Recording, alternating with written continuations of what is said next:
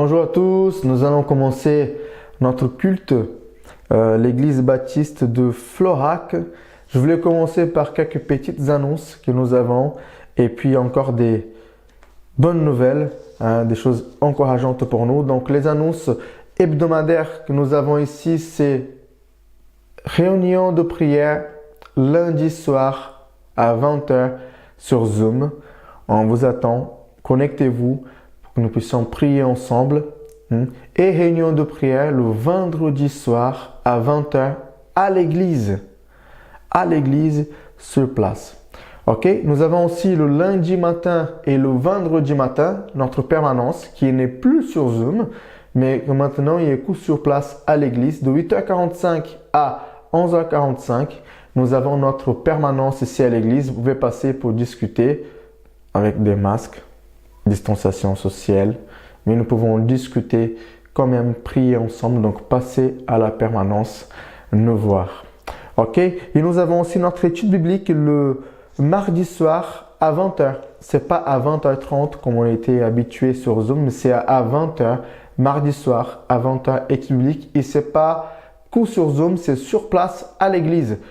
Le Zoom maintenant, on pouvait avoir l'étude biblique sur Zoom en même temps. Nous avons fait le test. Et puis, normalement, ça va être de plus en plus mieux. Mais c'est vraiment pour les gens qui ne peuvent pas être présents le mardi soir à l'église. Donc, étude biblique le mardi soir à 20h à l'église. Et puis, suivi sur Zoom pour ceux qui ne peuvent pas venir à ce moment-là nous rejoindre à l'église. Et puis, le retour de notre culte sur place à l'église dimanche 21. Donc, ce dimanche-là, c'est le dernier dimanche que vous allez vous connecter sur YouTube pour regarder la prédication.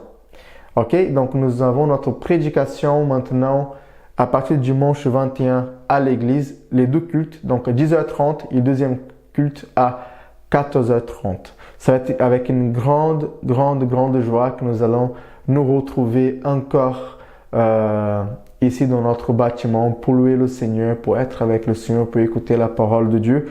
Et je pense que le dimanche, c'est la fête de Père. Peut-être je me trompe. Je m'avance pas trop là-dessous. Mais c'est un beau cadeau pour les pères, si c'est le cas, de pouvoir retrouver les locaux de l'église pour louer le Seigneur et pour faire notre culte ensemble. Nous allons continuer ce temps-là maintenant à passer un moment de louange et d'adoration. Je vais juste vous lire un verset dans Luc 2, verset 30 qui dit « Car mes yeux ont vu ton salut. » Car mes yeux ont vu ton salut. Je vous invite à louer le Seigneur et nous revenons pour le moment de la prédication.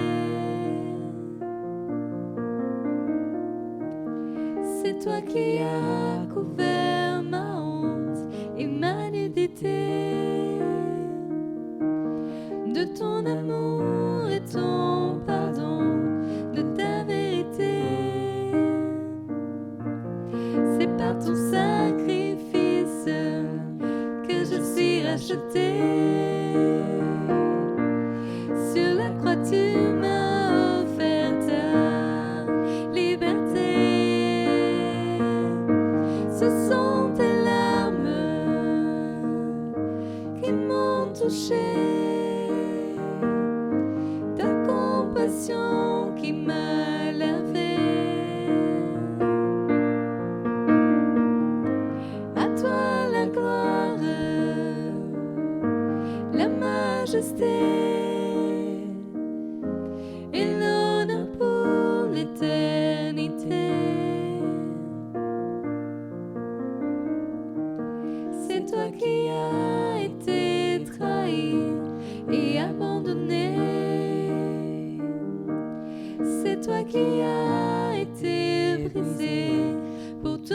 péchés. Et ce sont ces mêmes mains que les hommes ont percées, que tu as tendu vers moi pour me relever. Ce sont tes larmes qui m'ont touché, ta compassion qui m'a lavé. À toi la gloire, la majesté et l'honneur pour l'éternité.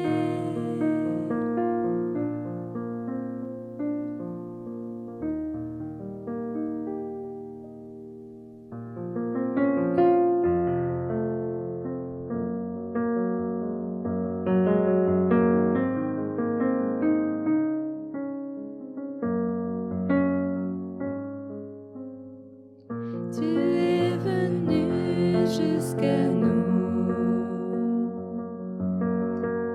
quittant la gloire de ton ciel. Tu es venu pour servir, donnant ta vie pour nous sauver. Dieu Tout-Puissant, Roi serviteur, tu nous appelles tous à te suivre et à t'offrir nos corps en sacrifice. À toi l'honneur, Roi serviteur. Dans le jardin de douleur, où mon fardeau brisa ton cœur, tu dis adieu dans ta peine. Ta volonté et non la mienne. Dieu Tout-Puissant, Roi serviteur, tu nous appelles tous à te suivre et à t'offrir nos corps en sacrifice. À toi l'honneur, Roi serviteur. Voyez ses mains et ses pieds, pour nous témoins du sacrifice,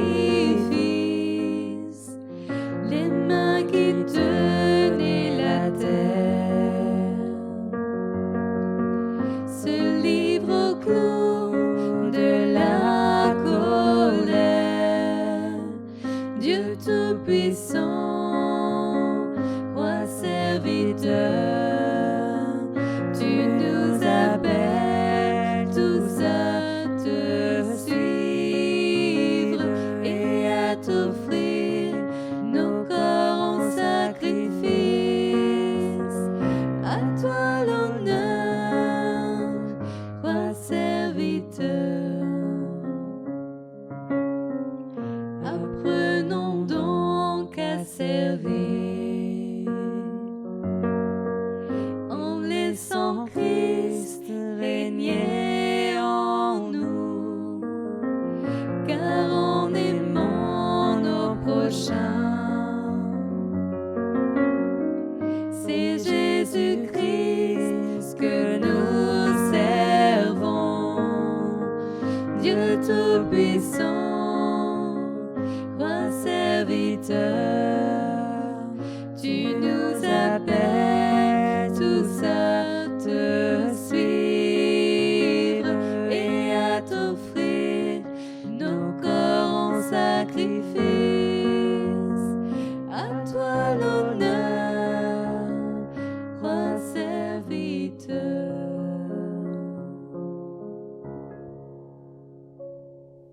Nous allons continuer avec notre série de messages dans Luc. Nous sommes toujours dans le chapitre 2 et aujourd'hui, c'est du verset 21 jusqu'au verset 40. Donc Luc 2, du verset 21 jusqu'au verset 40. Nous sommes encore autour de cette naissance de Jésus. Il commence à grandir un peu plus là. Là, il arrive à 1 mois, je pense. Donc, le titre de ce message pouvait être la présentation de Jésus dans le temple, au temple. Hein.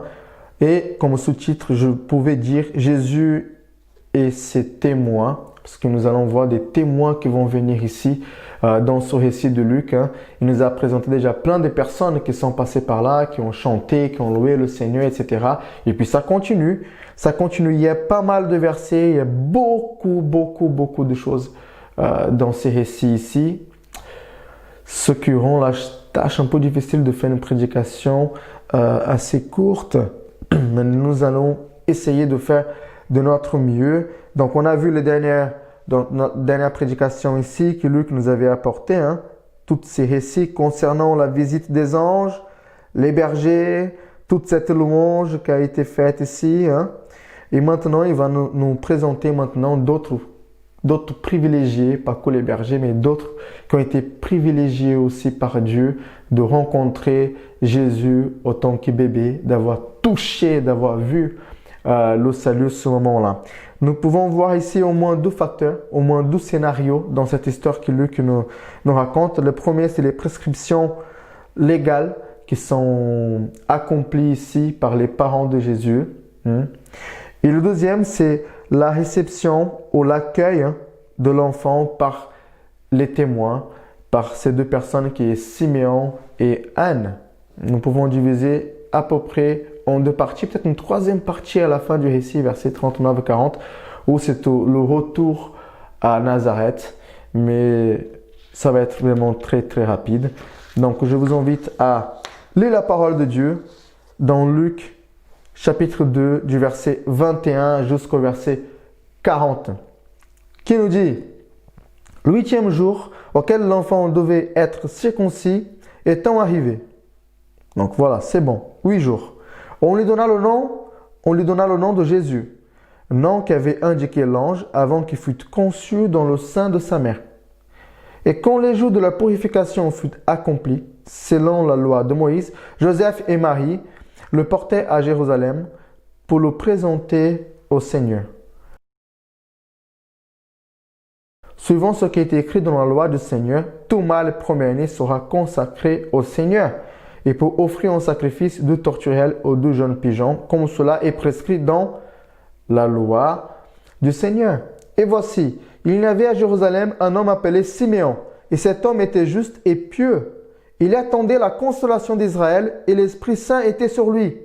Il avait été divinement averti par le Saint-Esprit qu'il ne mourrait point avant d'avoir vu le Christ du Seigneur. Il vint au temple, poussé par l'Esprit. Et comme les parents apportaient le petit enfant Jésus pour accomplir à son égard ce qui ordonnait la loi, il le reçut dans ses bras, bénit Dieu et dit « Maintenant, Seigneur, tu laisses ton serviteur s'en aller en paix, selon ta parole, car mes yeux ont vu ton salut. » Ici, le verset 31 qui nous dit « Salut que tu as préparé devant tous les peuples, lumière pour éclairer les nations et gloire d'Israël, ton peuple. » Son père et sa mère étaient dans l'admiration de ces choses qu'on disait de lui.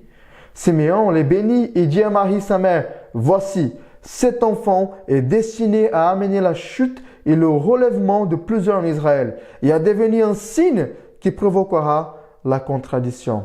Et à toi-même, une épée te transpercera l'âme afin que les pensées de beaucoup de cœurs soient dévoilées. » Il y avait aussi une prophétesse.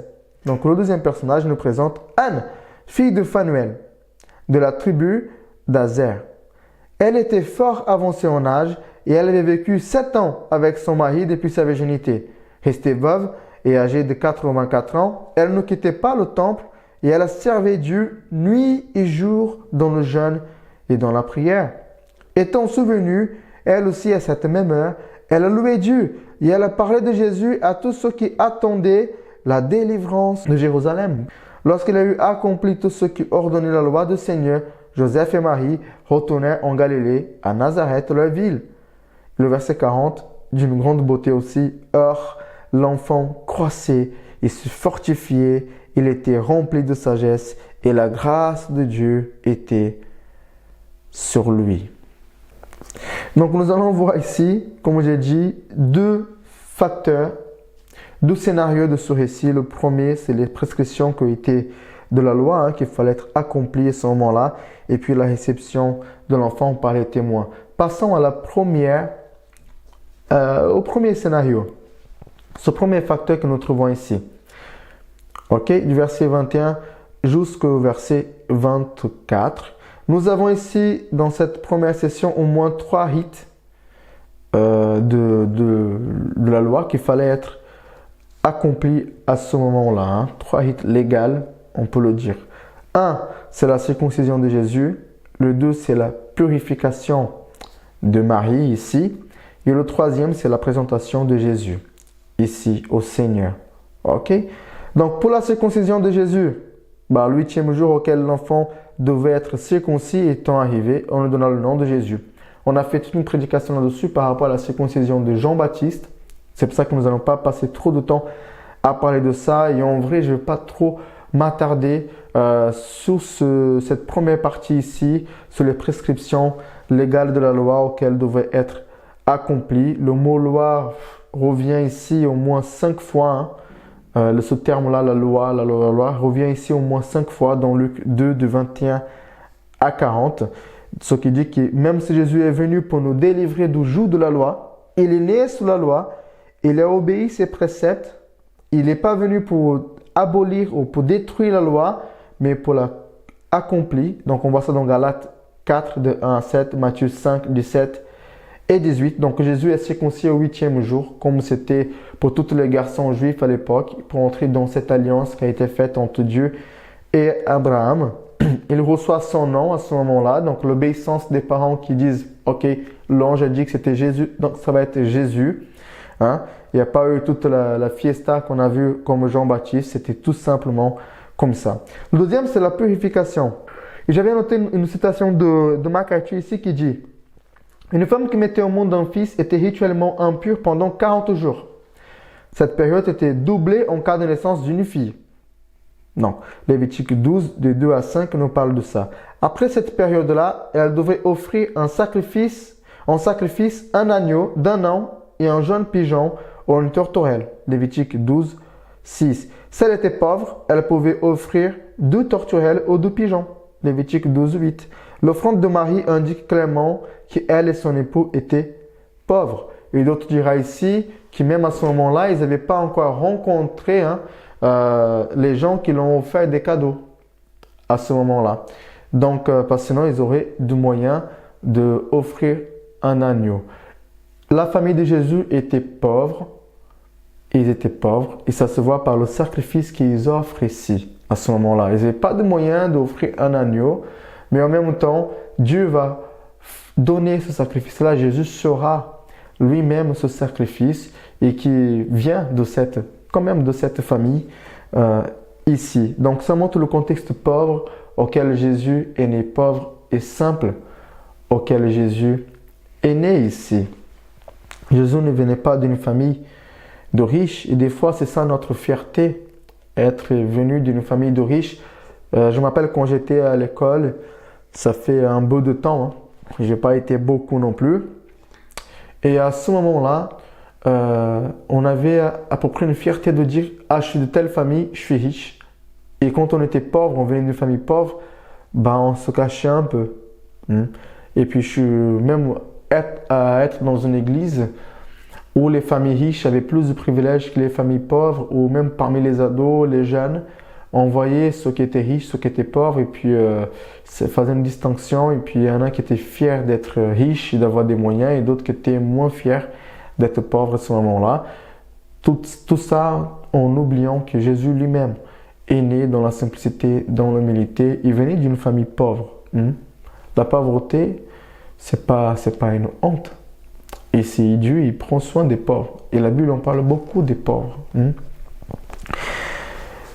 Le troisième hit ici, qu'on trouve ici, c'est vraiment cette présentation de Jésus dans le temple. Et quelqu'un disait, tout premier-né israélite appartenait à Dieu pour le service du sanctuaire, en raison de ce que Dieu avait fait d'Israël son premier-né d'entre les peuples. Il devait donc être consacré au service de Jéhovah, mais plus tard, dans Nombre 12, 13 à 18, les Lévites furent choisis pour remplacer les premiers-nés. Et Dieu, afin de maintenir vivante dans le cœur du peuple la notion de son droit, fixa une rançon à payer pour chaque premier-né. Cette rançon qui ici, Luc, il reste discret par rapport à ça. Elle était de 5 cycles, soit en comptant le cycle à environ 7 euros, donc près de 35 euros. C'est ce qu'il dit Frédéric Godet, mais à l'époque qu'il a écrit ce commentaire, le prix de la monnaie, c'était pas le même. Donc tout ça, ça dépend de Wall Street pour savoir si l'euro il monte, s'il descend, le dollar, etc. Mais à ce moment-là, donc il fallait payer un prix quand même parce que tous les premiers-nés devraient appartenir au Seigneur. Tout ça lié à la sortie de l'Égypte où Dieu il a pris le premier-né de toutes les personnes du pays, mais il a quand même délivré les premiers-nés de la nation d'Israël. Donc ici, c'était la présentation de Jésus. Le prix est payé, toutes les rites de la loi a été accompli à ce moment-là. Dieu va montrer encore une fois qu'il est là au contrôle de toutes les situations, de tous les détails. C'est ce qui montre aussi parce que le fait que Marie, Joseph et Jésus viennent à Jérusalem à ce moment-là, qu'ils soient à Bethléem, se déplacent à Jérusalem pour faire tout ce qu'ils font, permet à d'autres personnes de rencontrer Jésus et que la promesse de Dieu s'accomplisse aussi dans la vie de ce gens-là. Et c'est la suite ici, que c'est notre deuxième partie de ce récit, ce deuxième scénario que nous trouvons ici, c'est la réception, l'accueil de cet enfant par les témoins. Voyons déjà du verset 25 au verset 38, il va nous présenter ce nouveau personnage qu'on appelle Siméon. Un personnage qui est très intéressant et j'aurais dû faire une prédication coup par rapport à la première partie ici, les prescriptions légales de la loi, et la deuxième coup sur la vie de Siméon, le cantique de Siméon, ainsi comme sa prophétie, une troisième coup de la vie de Anne, mais j'ai fait un seul message, ok, pour la joie de certains. Et le verset 25 à 38 nous dit « Et voici, il y avait à Jérusalem un homme appelé Siméon. Cet homme était juste et pieux et attendait la consolation d'Israël et l'Esprit Saint était sur lui. Il avait été divinement averti par le Saint-Esprit qu'il ne mourrait point avant d'avoir vu le Christ du Seigneur. Il vint au temple poussé par l'Esprit et comme les parents apportaient le petit enfant, j'aime bien cette expression, le petit enfant, Jésus, pour accomplir à son égard ce qui ordonnait la loi. Donc Siméon, cet homme qui vous dit plutôt, qui écoute, qui entend, ou celui qui était exaucé. Luc va nous présenter les qualités irrévocables de cet homme-là. Ces qualités qui sont assez remarquables, que nous voyons ici dans ce texte. Si vous regardez dans votre Bible ce moment, vous pouvez déjà vous-même les voir. Ça saute dans les yeux. Cet homme, il était quoi? C'est ce qu'il dit ici. Il va appeler Siméon. Cet homme était juste et pieux. Il attendait la consolation d'Israël et l'Esprit Saint était sous lui. Il était juste. Le mot juste ici, diakaios, un homme de bien et qui observait la loi divine. Et pieux, c'est intéressant parce que ce terme ici, il est utilisé que pour Luc dans le Nouveau Testament, qui veut dire vraiment avoir la crainte de Dieu et se maintenir dans le bien. Ça démontre quelqu'un qui a un témoignage devant les gens, un homme qui prend soin, qui fait attention pour honorer Dieu, pour avoir une vie exemplaire. C'est un homme qui était pieux, ça montre son état spirituel, et juste devant les hommes. Donc un témoignage dans le privé et un témoignage aussi dans le public. Il attendait la consolation d'Israël. Encore une fois, la consolation d'Israël ici, Jésus comme consolateur, c'est encore un terme qui était employé pour le Messie.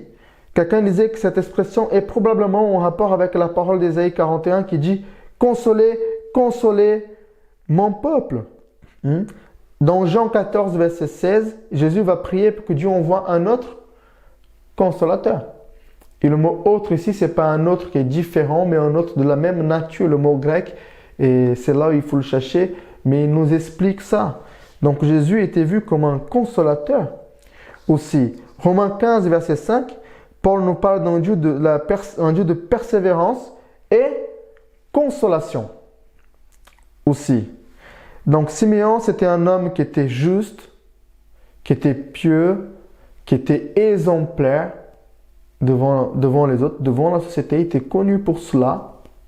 Ok? Et il attendait la consolation d'Israël, il attendait le salut du peuple. Il n'était pas centré sur lui-même en disant j'attends que ça arrive, ça dans ma vie, ça dans ma vie, ça dans ma vie, pour moi, pour moi, pour moi, pour moi. Mais il était centré sur l'œuvre de Dieu pour toute la nation. Et ça, c'est beau. Parce que des fois, on passe trop de temps à se concentrer sur nous-mêmes et on oublie de penser et de prier pour les autres, pour le salut des autres, hein? Pour la délivrance des autres aussi, pour la consolation des autres. Mais ce n'était pas son cas. Pourquoi il avait ce comportement-là? Pourquoi il était juste? Pourquoi il était pieux? Pourquoi il attendait ce salut-là? Il vivait pour ça? Parce que l'Esprit Saint était sur lui. Quelqu'un traduit ici en interprétant directement du grec comme si l'Esprit Saint était continuellement sur lui. Et ils disent que c'est vraiment rare parce que dans l'Ancienne Alliance, c'était quelques manifestations de l'Esprit dans la vie de chacun. Mais avoir quelqu'un qui avait l'Esprit continuellement sur lui, c'était assez rare à ce moment-là. Mais en tout cas, l'Esprit Saint était sur lui. Et cet Esprit-là va le conduire vers Jésus, vers cet enfant. Regardez le verset 26. Il avait été divinement averti par l'Esprit Saint qu'il ne mourrait point avant d'avoir vu le Christ, le Seigneur. Aujourd'hui, nous avons aussi en nous l'Esprit de Dieu. Et le fait d'avoir l'Esprit de Dieu en nous devait nous pousser à vouloir le retour de Christ. Et à vouloir que les gens soient sauvés. Et à vouloir que Jésus vienne dans la vie de ces gens-là. À vouloir rencontrer Christ, à être avec lui tout le temps. Nous avons l'Esprit de Dieu en nous. Mais combien de fois on prie pour le salut de notre nation, pour le salut de notre entourage, pour le salut des gens de notre famille, pour le salut de nos enfants, pour le salut de nos ados dans l'église, de nos enfants de l'église. Des personnes qui nous visitent, combien de fois on prend du temps pour prier, pour pleurer sur ces hommes perdus? Si nous avons l'Esprit de Dieu en nous, ça doit nous pousser à ça aussi. Nous devons aspirer à ça. Et même le retour de Christ. Comme disait quelqu'un d'autre, est-ce que ce matin vous êtes levé en pensant, Seigneur, tu peux revenir maintenant? Est-ce que nous pensons au retour de Christ? Cet esprit-là va le diriger vers Jésus. Vers Jésus. Regardez le verset 26, on va le relire le verset 26. Il avait été divinement averti par le Saint-Esprit qu'il ne mourrait point avant d'avoir vu le Christ du Seigneur. Il n'allait point mourir avant d'avoir vu le Christ, le Seigneur. Je pense que c'est Wisby qui disait « Il n'y a rien de plus beau dans la vie que de rencontrer Jésus avant de rencontrer la mort. » Et cet homme-là, il va voir, il reçoit cette promesse-là.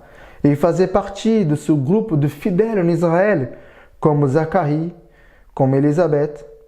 Donc Siméon et Anne faisaient partie de ce groupe-là. Ils attendaient la venue du Messie. Ils attendaient cette libération du peuple d'Israël. Ils attendaient le Sauveur qui est venu, qui a été promis déjà dans les Écritures. Ils attendaient ça, ils vivaient pour ça.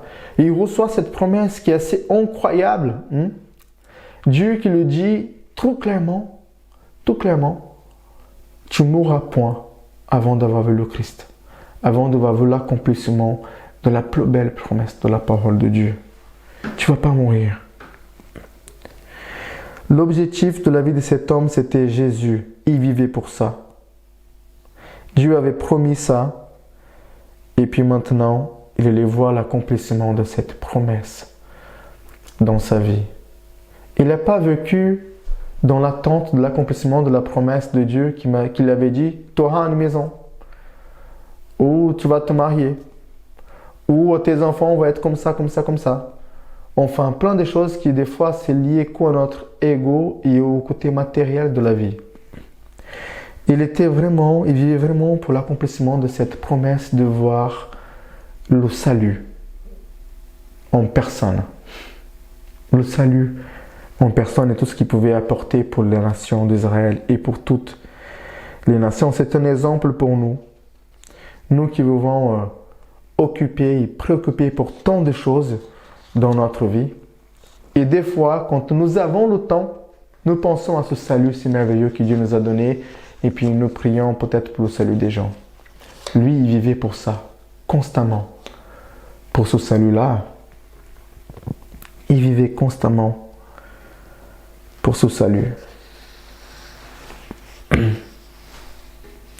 Dieu dirige tous les détails. L'Esprit l'amène au temple au même moment que Jésus est là. J'avais noté ici, c'est une coïncidence. Ou comme on dit en blaguant, c'est une christocidence à ce moment-là. Quand nous sommes guidés par l'Esprit de Dieu, nous vivons plein de christocidence dans notre vie. Il a vécu l'accomplissement de la promesse de Dieu. Et c'est pour ça que quand il voit tout ça, il va louer le Seigneur. Et cette partie-là, on va voir la louange de Siméon, le cantique de Siméon, un des cantiques des récits de Luc. Et le verset 28 nous dit, il le reçut dans ses bras, bénit Dieu, et dit, il n'a pas couru regarder. Hein. Il va prendre l'enfant dans les bras et dit, viens. Là, nous avons des gens qui viennent d'avoir un enfant en ce moment, et puis ils sont comme ça. Il est reçu dans ses bras, le mot bras ici, c'est vraiment dans cette partie du bras. Quand le bras est comme ça, il pose l'enfant. Il bénit Dieu. Il bénit Dieu, il va louer Dieu en ayant Jésus dans ses bras. Est-ce qu'il y a des privilèges plus grands dans la vie? Cet homme qui était pieux, cet homme qui était juste, cet homme qui attendait tant que Jésus vienne, maintenant il le porte dans ses bras. Cet enfant, quel moment émouvant, hein? Et quel cantique émouvant aussi qu'il va nous raconter dans la suite. Je me rappelle quand j'ai vécu, pas ça, hein, parce que je ne suis pas Jésus, mais quand j'étais au Brésil, j'ai prêché dans une prison pour les femmes. J'avais déjà raconté cette histoire aux jeunes, je pense, même à l'église. Bon, ceux qui n'ont jamais entendu. Et j'ai prêché dans cette prison, je donnais mon témoignage. C'était une prison pour les femmes, et puis il y avait les barreaux qui nous séparaient des femmes. Et à ce moment-là, à la fin de mon témoignage, j'ai quelques femmes qui viennent et qui disent « Oh, je t'ai pris dans mes bras quand tu étais petit ». Et elles étaient dans la joie devant le Seigneur d'avoir vu comment Dieu avait transformé ma vie, comment quelqu'un comme moi qui était grandi dans un contexte très particulier et qui sûrement allait finir comme mon père et comme d'autres de ma famille, en prison comme ces femmes-là. Et ils disent, mais non, mais le Seigneur t'a sauvé. Et c'était un sujet de joie pour elles de pouvoir dire, je t'ai porté dans mes bras. Et je pense qu'ici, pour Siméon, c'est ça, c'est tellement énorme le fait qu'il a pu porter Jésus dans ses bras. Et à ce moment-là, il va bénir Dieu pour cela. Et sa louange, elle est assez intéressante. Très intéressante. Regardez le verset 29 qui dit, « Maintenant, Seigneur, tu laisses ton serviteur s'en aller en paix selon ta parole. » Donc ça lui a été promis, hein, comme on a déjà dit ici. Mais ces phrases, « Maintenant, Seigneur, tu laisses ton serviteur s'en aller en paix selon ta parole. Je peux mourir quand mes yeux ont vu ton salut. » C'est un peu ce qu'il est en train de dire. Maintenant, je n'ai plus rien à voir dans cette vie, j'ai tout eu. Pour moi, le plus important m'est arrivé, je peux partir maintenant, je peux y aller en paix. J'avais noté ici, qu'est-ce que ça devrait arriver dans notre vie aujourd'hui pour que nous puissions dire à Dieu, « Ah Seigneur, je peux mourir en paix maintenant parce que j'ai vécu ça dans ma vie.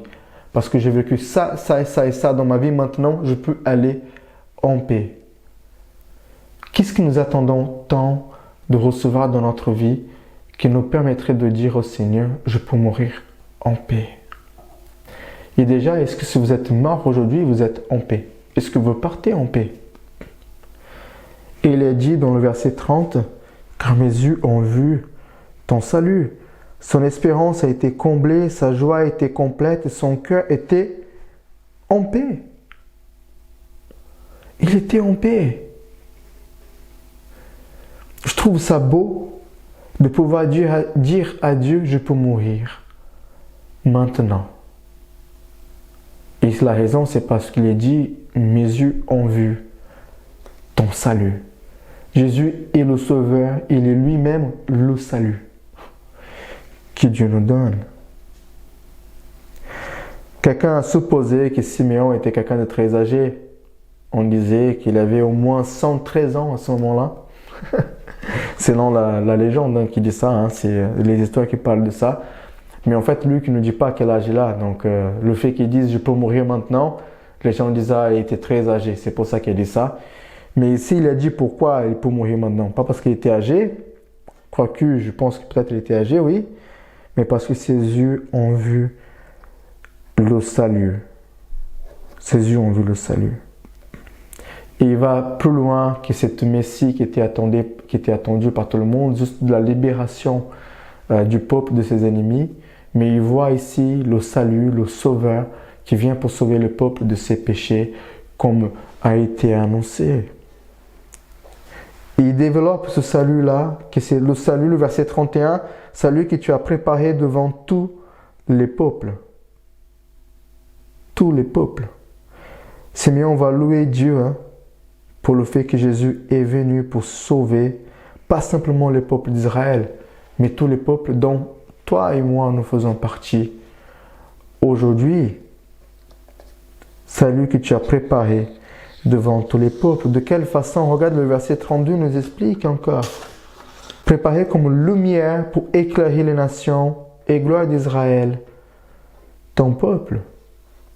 Jésus, il est lumière pour éclairer les nations. Il s'est rempli de sens, il s'est rempli aussi de poids des Écritures, cette phrase-là. Mais pour les Juifs, ce n'était pas évident à ce moment-là, et le fait qu'il soit rempli de l'Esprit, ça lui permet de concevoir toutes ces choses. Pour les Juifs, ce n'était pas tout à fait clair que Jésus était venu pas que pour la nation d'Israël, mais aussi pour toutes les nations, et que le salut n'était pas que pour les Juifs. Dans Actes 10, 28, regardez ce que dit Pierre. Vous savez, leur dit-il, qu'il est défendu à un Juif de se lier avec un étranger ou d'entrer chez lui. Mais Dieu m'a appris à ne regarder aucun homme comme souillé et impur. Paul va parler qu'il n'y a plus de séparation dans Éphésiens 2, de 13 à 14. Mais maintenant, en Jésus-Christ, vous qui étiez jadis éloignés, vous avez été rapprochés par le sang de Christ. Le verset 14, car il est notre paix, lui qui des deux n'en a fait qu'un et qui a renversé le mur de la séparation, on pouvait dire quoi? Là, de Galates 3, 28, que nous connaissons tous, ce verset qui est magnifique. Il n'y a plus ni juif ni grec, il n'y a plus ni esclave ni libre, il n'y a plus ni homme ni femme, car tous vous êtes un en Jésus-Christ. Mais déjà dans Ésaïe 42, verset 6, c'était déjà dit par le prophète, moi l'Éternel, je t'appellerai pour le salut, et je te prendrai par la main, et je te garderai, et je t'établirai pour traiter une alliance avec le peuple, pour être la lumière des nations.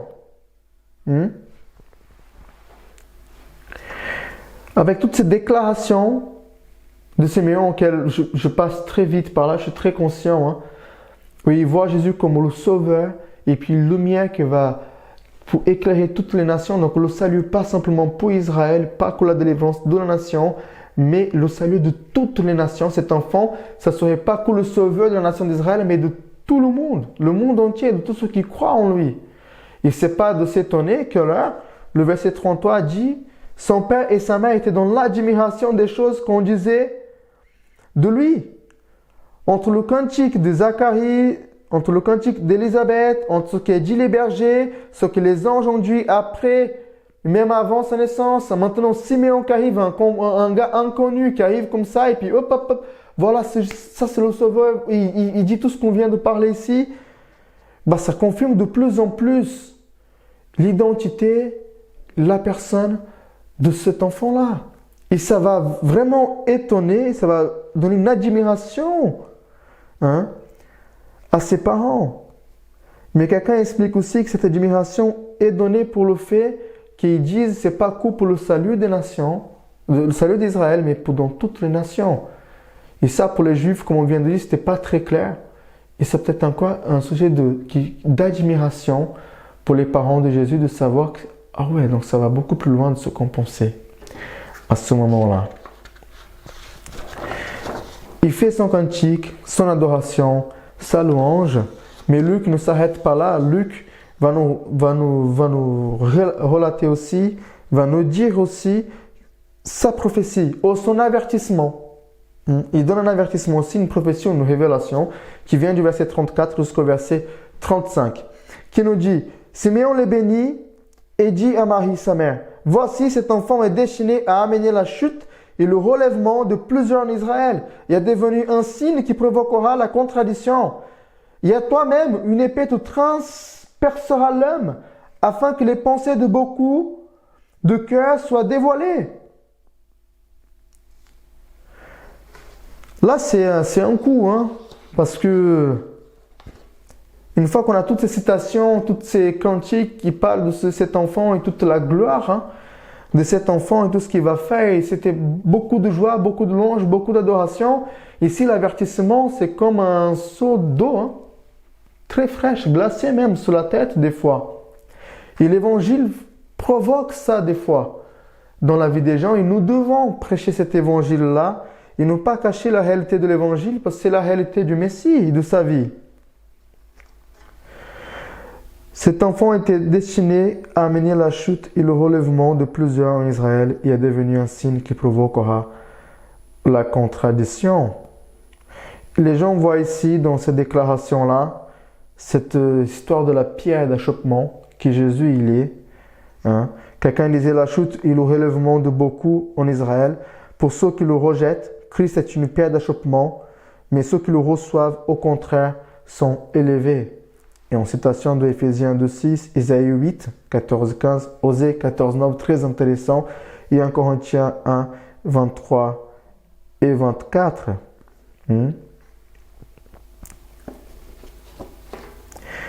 Frédéric Godet va citer Isaïe 8, 14, comme avait représenté le Messie comme un roc auquel se heurteront les rebelles, ce qui déterminera leur chute complète. Et Isaïe 28, 16, comme une pierre solide sur laquelle s'appuieront les fidèles, ce qui déterminera leur relèvement.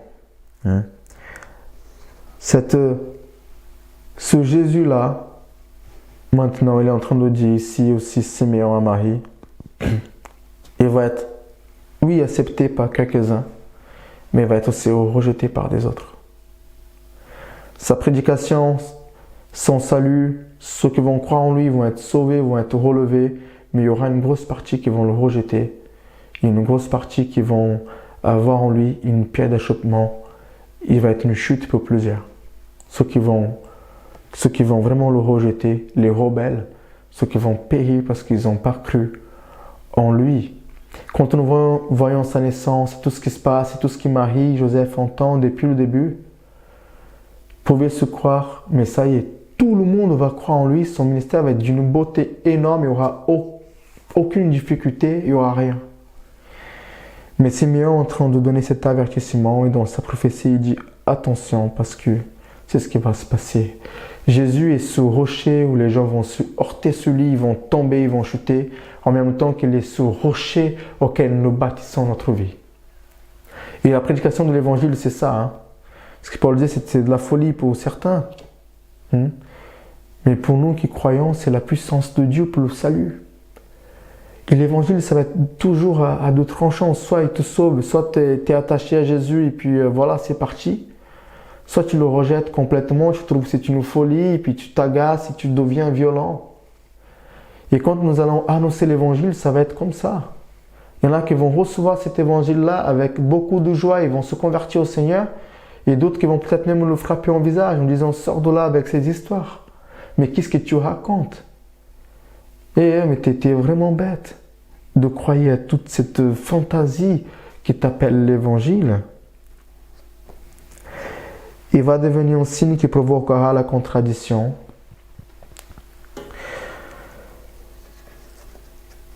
Quelqu'un disait que l'apparition du Christ a réellement partagé et partage encore l'humanité en deux camps. Rappelle ce double résultat qui est prévu et voulu par Dieu. Il y aura toujours le côté de ceux qui croient et de ceux qui ne croient pas. Et dans le ministère de Jésus, on le voit. Et dans notre vie aujourd'hui, on le voit encore. Dans notre famille, on le voit. Parmi nos enfants, on va voir ça aussi. Il y en a qui croient et d'autres qui ne croient pas. La contradiction. D'autres vont être vraiment contre le ministère de Jésus et d'autres vont l'accepter. Il faut voir que ce ministère de Jésus, ça va être ça, à deux tranchants. À deux tranchants. Le signe qui va provoquer cette contradiction, quelqu'un disait ici que c'était le terme qui indique un phénomène frappant dans lequel se manifestera la pensée divine et que nul ne pourra ignorer. Un signe à l'occasion et autour duquel s'élèvera une contestation entre ceux qui prendront parti pour lui et ceux qui se déclareront contre lui, ou bien un signe contre lequel s'élèvera de la part de plusieurs une contradiction violente. Et on voit que peut-être les deux choses vont être faites ici. La contradiction du rejet du message, mais aussi cette contradiction violente qui amène Jésus jusqu'à être crucifié à ce moment-là.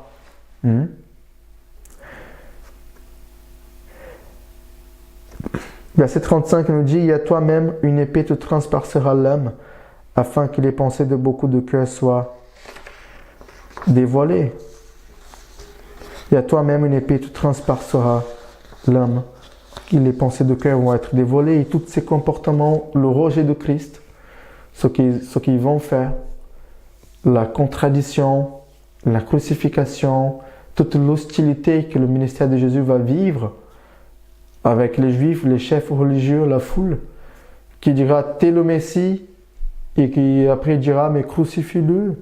Ça révèle le cœur dépravé et l'apostasie de cette nation et qui avait absolument besoin d'un Messie mais qui va le rejeter entièrement.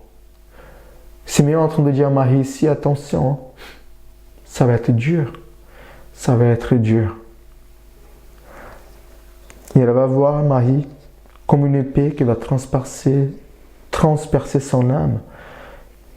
Imaginons ce moment de la croix où elle voit son fils crucifié et toute la foule en train de blasphémer. Autant que maman à ce moment-là, autant que mère, et même nous, autant que serviteurs de Dieu et sauvés par lui, autant que frères de Jésus par adoption,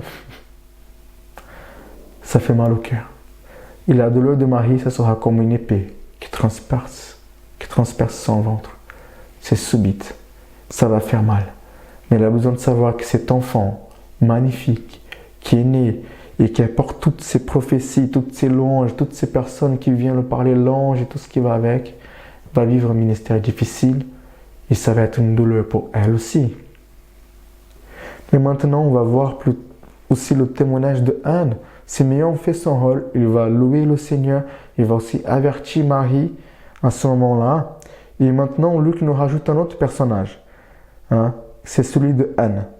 Et on va voir dans le verset 36 et 37 le témoignage de Anne. Lisons Luc 2, versets 36 et 37.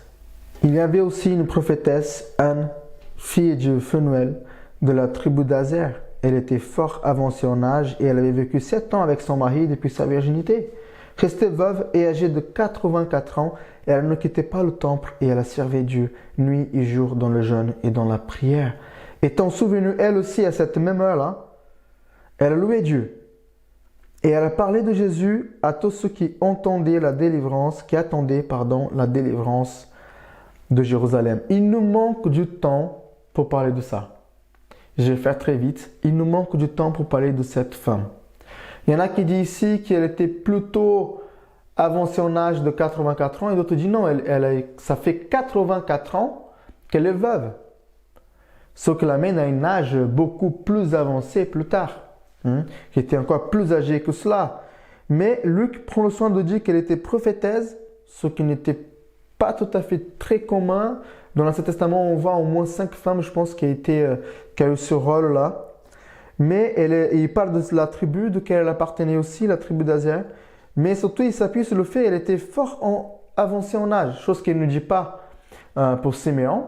Les gens se posent, mais pour elle, il précise. Elle avait vécu 7 ans avec son mari depuis sa virginité, restée veuve et âgée de 84 ans. Donc mariée pendant 7 ans, devenue veuve et pendant toutes ces années, fidèle dans le service, dans le temple. Connue par une vie de prière, connue par le jeûne et par le service jour et nuit au temple. Âgée de 84 ans ou plus. Quel exemple pour nous! Des fois, on s'est dit on est trop âgé pour faire les choses, pour servir le Seigneur, ou je suis trop jeune pour le faire, ou ma santé ne me permet pas, enfin, on peut trouver plein d'excuses. Et même, il y a un événement qui s'est passé dans ma vie, une tragédie, et puis qui est triste et qui fait mal, comme perdre quelqu'un de proche, comme perdre son mari, c'est son cas, perdre un enfant, perdre des parents. Et ça peut nous amener à dire, je lâche tout. Je m'éloigne de Dieu. Pourquoi Dieu a permis ça dans ma vie? Je ne veux pas savoir de Dieu. Ce n'était pas le cas de Anne. Ça l'a permis de se rapprocher de plus en plus du Seigneur et rester fidèle et devenir une femme de prière. Une femme de prière, jeûne, prière et service. Combien nous avons besoin des gens dans l'église comme ça? Combien nous avons besoin des femmes comme ça, fidèles, de prière et qui servent le Seigneur? Indépendamment de leur âge. Mais ici, ça reste un exemple pour nous. Parce qu'à son âge, je pouvais dire, j'ai fait pas mal de choses quand même. En plus, je suis veuve. C'est à vous de prendre soin de moi. C'est à vous de me servir. Elle est dans le service. Elle est dans le service. Passer jour et nuit dans le service au temple. Jour et nuit dans le jeûne et dans la prière. Elle ne quittait pas le temple. Elle a servi Dieu. Est-ce que nous avons ce témoignage-là? Est-ce que nous sommes connus pour être des hommes et des femmes de jeûne et de prière et de service? Ou est-ce que nous sommes connus pour dire « Ah non, je ne peux pas faire ça. Ah non, je ne peux pas faire ça. Ah non, je râle. Je fais rien. » Il n'y a pas de retraite pour le service du Seigneur. Plus nous avançons en âge, plus nous avons de temps avec Dieu, plus nous avons de temps de conversion, donc plus nous devons être dans la piété et dans le service. C'est comme ça que je vois les choses. En tout cas, dans la parole de Dieu. Je ne peux parler plus de cette femme-là, mais le temps nous échappe. Le verset 38 nous dit qu'elle était arrivée à ce même temps-là. Peut-être pendant que Simeon était en train de louer, de parler, d'avertir, de faire tout ça. Elle arrive, elle a sûrement écouté, mais en tout cas, elle sait que Jésus est le Messie ici.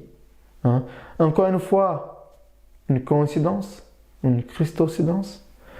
Mais le Seigneur avait prévu de faire un cadeau aussi à cette femme-là et de le permettre d'avoir Jésus, le salut devant elle. Quelle beauté!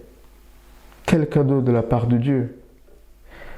Donc elle est arrivée, verset 38, à cette même heure, elle a loué Dieu et elle a parlé de Jésus à tous ceux qui entendaient la délivrance de Jérusalem. D'un côté, nous avons ce fait que Jésus présenté comme le consolateur.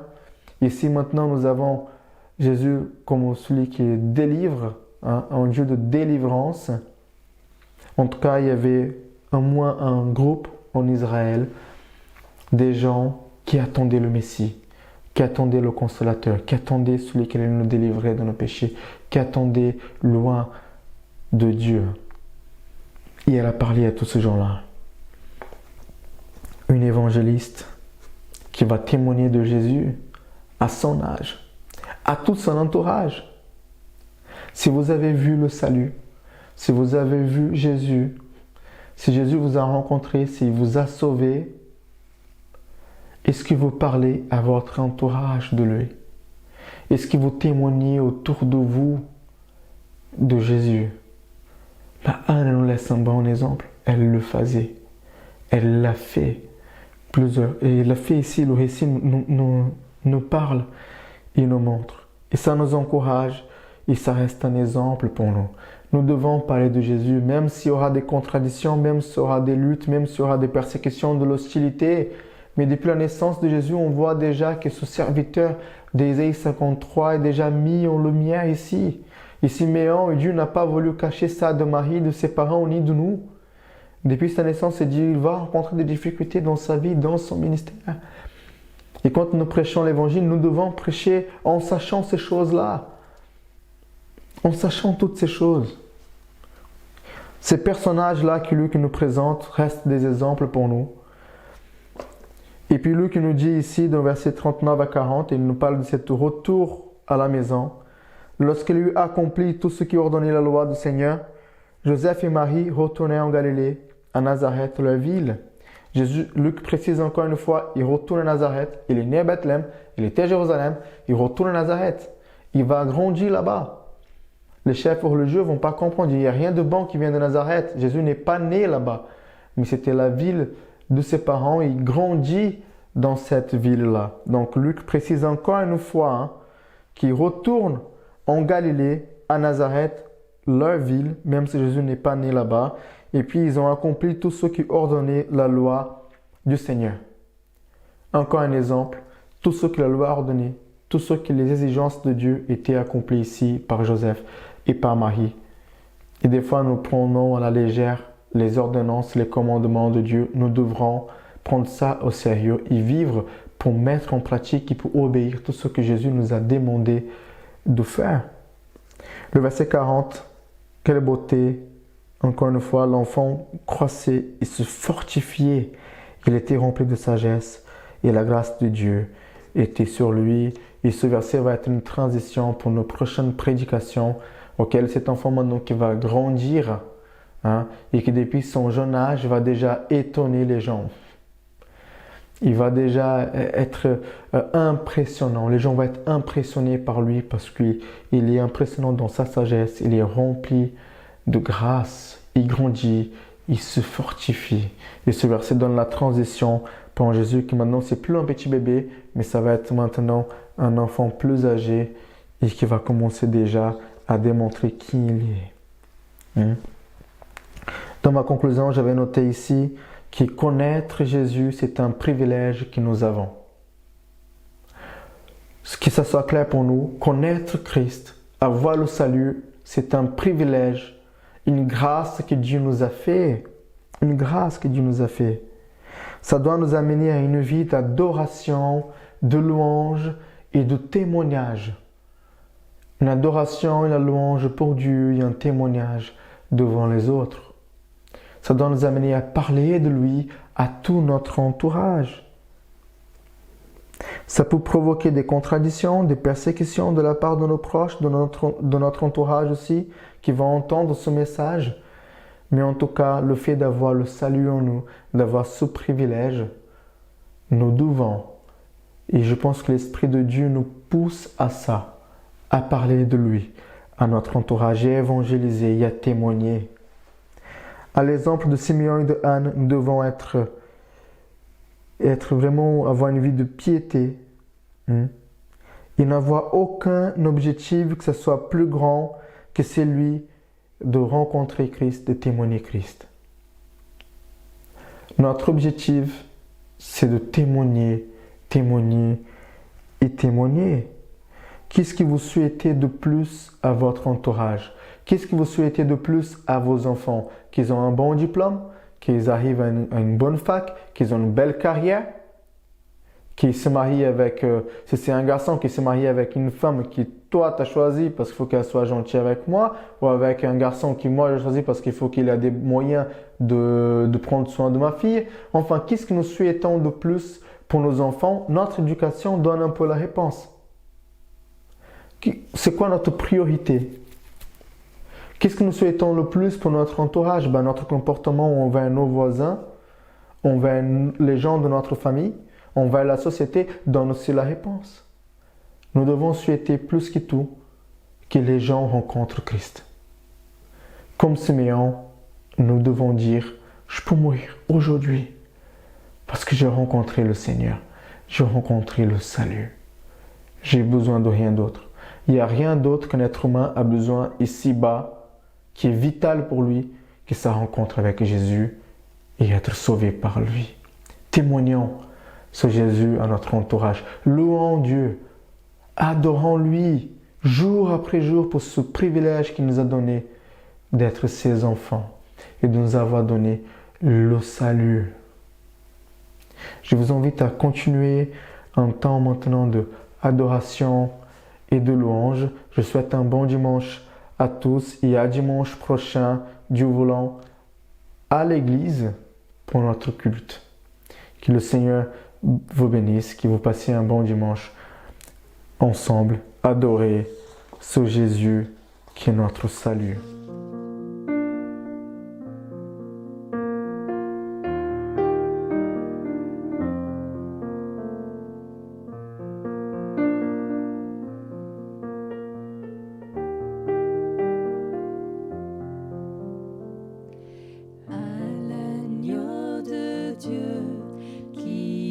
Assis dans les cieux, soit honneur et gloire, il remporte à la victoire. Que tout genou fléchisse devant le grand roi, que de nos cœurs jaillisse Alléluia. Chef de notre foi, du péché tu pris le poids, attaché au bois de la croix tu triomphes. Tu nous as délivrés de toutes nos chaînes et nos cœurs rachetés. S'écrit je t'aime, que les nations célèbrent le plus beau des noms. Emmanuel, Dieu avec nous, trésor du ciel, tu vis en nous, reçois l'hommage et la louange de nos cœurs. Emmanuel, Dieu avec nous, trésor du ciel, tu vis en nous, reçois l'hommage et la louange de nos cœurs. Si dans ma détresse je m'appuie sur tes promesses, je serai sans cesse dans la paix et l'allégresse. Jésus, tu as gravé mon nom dans le ciel. Oh, que je sois trouvé toujours fidèle, que tout en moi célèbre mon sauveur, mon roi. Emmanuel, Dieu avec nous, trésor du ciel, tu vis en nous, reçois l'hommage et la louange de